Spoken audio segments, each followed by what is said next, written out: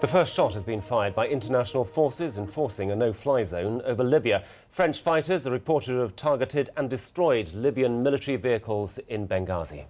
Well, it follows a meeting of international leaders in Paris. David Cameron has said the time for action against Colonel Gaddafi's forces has now come.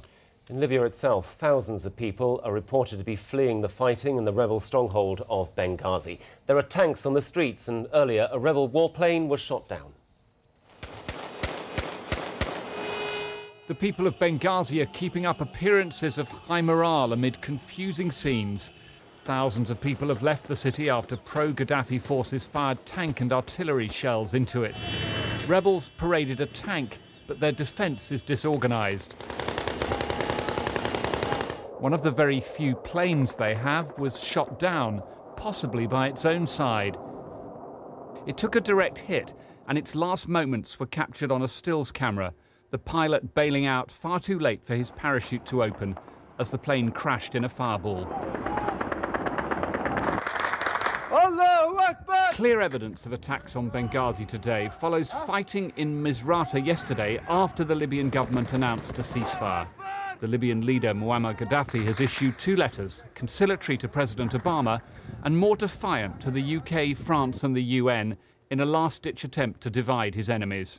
They were read by the spokesman of a regime now fighting to survive. You will regret it if you take the step towards intervening in our internal affairs, the affairs of our country. It is indeed our country. It is not your country. We could never and we would never fire one bullet against our people. But the time for talking is over. Even while political leaders met in Paris to discuss the crisis, French warplanes were forcing the pace, taking off to patrol the skies over Libya. And within hours, they claimed their first hit on a Libyan military vehicle, showing that this is more than a no-fly zone. They mean to hit Libyan forces on the ground too. As of now, our aircraft are preventing planes from attacking the town. As of now, other French aircraft are ready to intervene against tanks, armoured vehicles threatening unarmed civilians. Committing British forces, the Prime Minister said he knew it would not be risk-free but needed to be done. Colonel Gaddafi has broken his word, has broken the ceasefire and continues to slaughter his own civilians. This has to stop. We have to make it stop. We have to make him face the consequences. So I think it is vitally important that action takes place, urgently. Colonel Gaddafi now faces the first determined international effort against him in more than 4 decades in power. Our consensus was strong, and our resolve is clear. The people of Libya must be protected, and in the absence of an immediate end to the violence against civilians, our coalition is prepared to act, and act with urgency. Libyan forces will be attacked if they continue to threaten civilians, but it's a harder job now they're in Benghazi than when they were in the open desert. David Loyne, BBC News. Well, we're receiving some breaking news regarding the International Committee of the Red Cross, who have obviously been witnessing scenes in Libya over the last few hours. The ICRC says international law prohibits warring parties in Libya from targeting casualties and the use of human shields, a warning to all warring parties in Libya to protect civilian life. Well, let's get more on the situation in Libya. We can speak to our correspondent Kevin Connolly, who's in Tobruk. Kevin, just picking up on that, with many rebels in Benghazi and Gaddafi's loyal troops just outside Benghazi, civilians could be caught up in this, couldn't they?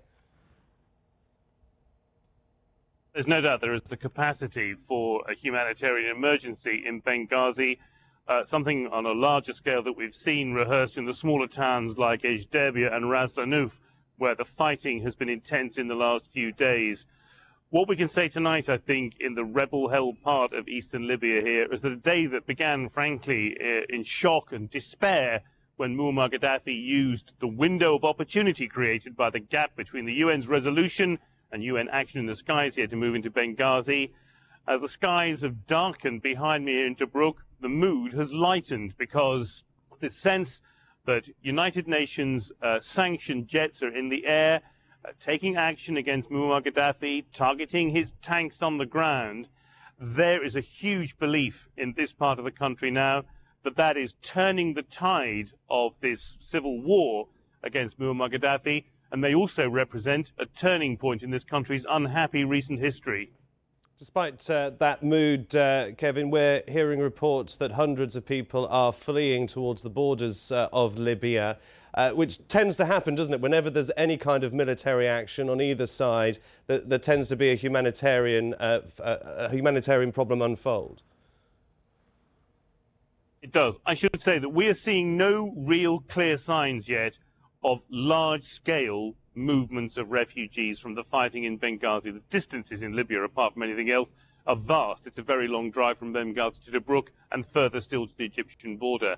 It is something that we have to watch, but there's no immediate sign of it. I mean, I think the focus in rebel-held Libya certainly is on the military action. This is seen as a crucial phase of action.